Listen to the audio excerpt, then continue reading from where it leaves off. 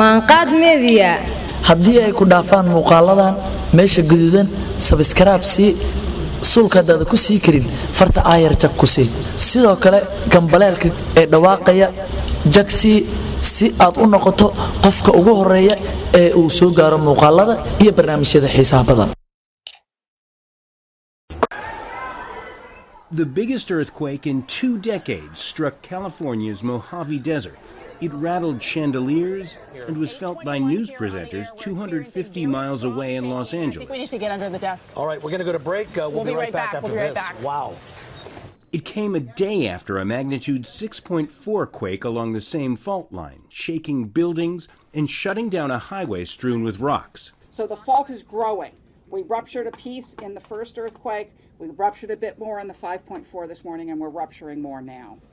It is moving towards the northwest, away from the metropolitan area, as far as we can tell. The U.S. Geological Survey says there's a 5% chance a bigger quake will follow. This is another earthquake. Everyone has a chance.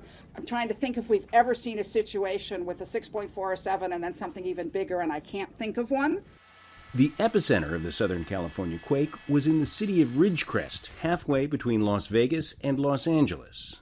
We're gathering intelligence, and we're taking action on multiple structure fires.